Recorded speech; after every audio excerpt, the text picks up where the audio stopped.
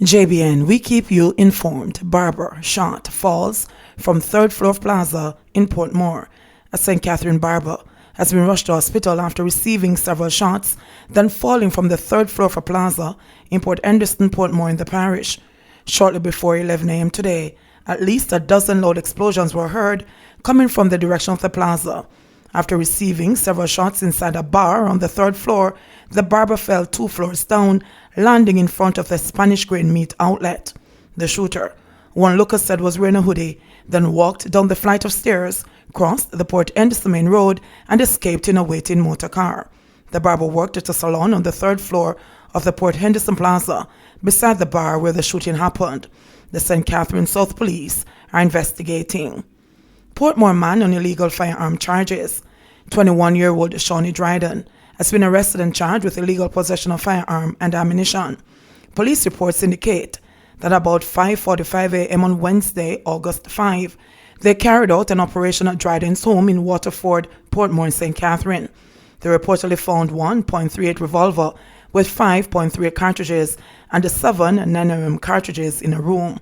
The police said Dryden was subsequently charged and his court date is being finalized. Police hunting gunmen on motorcycle for a fatal attack in West Kingston. The police have launched a manhunt for gunmen traveling on a motorcycle who struck in West Kingston, killing a man and injuring 2 other persons on Thursday.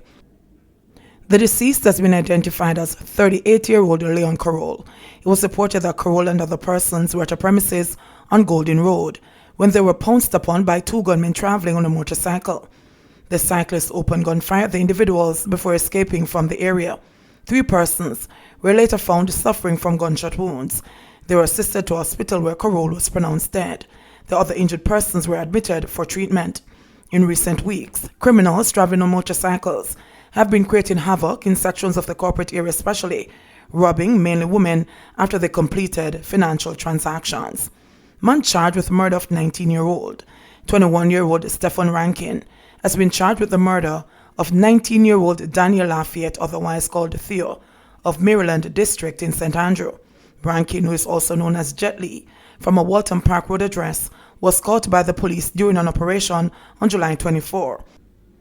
The police allege that at about 1:20 p.m. on June 20, the day of the murder, Lafayette was standing along Content Avenue in Kingston when he was approached by Rankin, who was armed with a gun. Rankin opened fire, hitting Lafayette several times to his upper body and then ran. Lafayette later died at hospital. Rankin's day in court is being finalized. PM reportedly tells JLP Central Executive election coming soon. Prime Minister Andrew Holness has reportedly told the members of the Jamaica Labour Party JLP Central Executive that an election announcement will be made very soon. This has further heightened speculation that the announcement could be made on Tuesday, when the Parliament is reconvened midway the current summer recess that was scheduled to end in September. Holness, who is also the leader of the JLP, today met with the party's 63 prospective candidates for the next general election. The party leader indicated he will make certain announcements soon. JLP Chairman Robert Montague told reporters at a press conference following the Central Executive meeting. At the meeting, the Central Executive confirmed the full slate of 63 JLP constituency caretakers. Yesterday, the People's National Party PNP also presented its 63 candidates. Computerized system soon to replace Big Book in police stations. Police Commissioner Anthony Anderson is touting the pending end of the Big Book in logging reports at police stations as part of the ongoing transformation of the Jamaica Constabulary Force, JCF, using technology. The statement book is one of the vestiges of the old method of policing and is seen, even within police circles, as backward in the age of the rapid rise and constant change in computer technologies. Anderson, while addressing reporters at the end of a tour of the Special Operation Branch at Harman Barracks recently, declared its doom. We will go to an electronic and modern system of capturing all information that can be seen from one end of the island and to the other, said Anderson. He said the paradigm shift that had taken place in the JCF was evident in the quality of young men and women it was attracting, stating that they are suited for the force. Technology is a part of what they do. It's how they live. Everybody we recruit is recruited with a smartphone. They all have it already. tablets and laptops, so they are not unfamiliar with this, Anderson stated. We are carrying them through a process to appreciate and to use the technology that is available to us now, he added. The top cop also said that the JCF would soon have more body-worn cameras in its arsenal, having procured the devices and awaiting their arrival. We went through an extensive procurement process lasting a year or more, and these body cams are on their way, Anderson said in response to a question. At the same time, National Security Minister Dr. Horace Chang assured members of the force that the government will continue to invest in the overall security of the country. He said that helmets, ballistic vests, motor vehicles that had been procured for and provided to the police were ranked among the best available.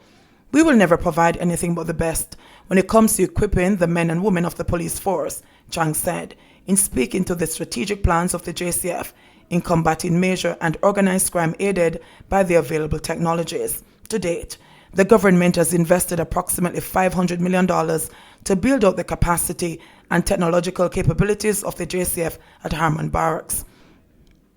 Of the investments, Chang said they are critical to improving our crime outcomes and sustaining a downward trend in homicides.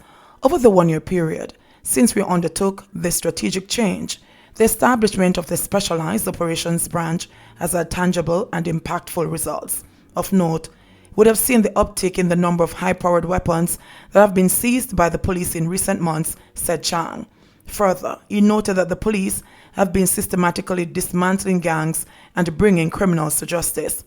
You will recall that several high-value targets have been apprehended over the one-year period from August 2019 to present. This has been primarily as a result of the tactical, persistent, and intelligence-led operations of the police while observing the law, Chang added.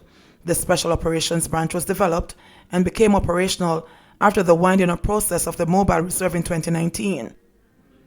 Its building out phases have been overseen by Assistant Commissioner of Police Warren Clark. Flower Hill and surrounding areas get piped water after 30 years. Prime Minister Andrew Holness on Friday commissioned into service the $110 million Flower Hill water supply system in the second city, bringing potable water to residents after 30 years without access to the commodity. The project, executed by the Rural Water Supply Limited, was funded through the government's CAP-A program. The new system consists of 2 refilling stations, storage tanks, and gravity lines, which will be fed with water from the Greater Montego Bay water system. Addressing a ceremony to commission the new system, Prime Minister Holness said the project will improve the living standard of residents and stimulate economic growth. You had to contemplate how you were going to live your life without water, and for many of you, it would have been a struggle. In modern Jamaica, we should reach a point where everybody has potable water, meaning water that you can drink, water that you can use to do your domestic chores within your homes, and that is our goal, he said. Holness noted that the government, through the creation of the Ministry of Economic Growth and Job Creation, has been working to improve access to water for all Jamaica, in particular those in underserved communities across the island. Economic growth is dependent upon you, the people, having water not just for the convenience, but it's also for the economy of the country for those people who need water for irrigation, he stated. Several residents of Flower Hill were visibly elated to have potable water running through their pipes for the first time in their lifetime. Among them was Doreen Harris. I was born in Flower Hill, and I saw my mother, my father, and other siblings carrying water. So I want to say thanks to all those who participated in getting us water, she said.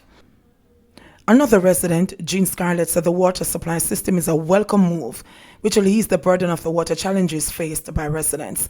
I am very happy because this water problem has been plaguing this community for years. And for us to see the water turn on and for us to get it in the house, that's a big boost, she told JIS News. Meanwhile, the Prime Minister said the Rural Water Supply Limited has completed over 80 water supply projects so far this year. Monument to be erected in memory of police killed in line of duty.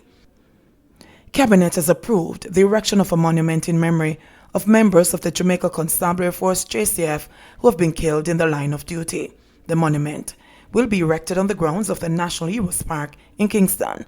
Minister of Culture, Gender, Entertainment and Sport, Olivia Babsy-Grange, made the announcement while paying tribute to the late Superintendent Leon Clunes, whose funeral was held yesterday at the Church of the Open Bible on Washington Boulevard in St. Andrew as a Jamaica 60 legacy project. The Jamaica 60 Secretariat was recently approved by Cabinet, so its work begins now in 2020, a 2-year period for planning and execution leading up to 2022, she announced. As part of this project, I am pleased to announce that the Cabinet has approved the construction of a monument at the National Heroes Park honoring our brave members of the JCF who have been killed in the line of duty, said Grange, also a close family friend of the Clunises. The Jamaica Police Federation and the Police Officers Association, the two organizations that have been pushing for the establishment of the monument, both welcomed the announcement by Grange.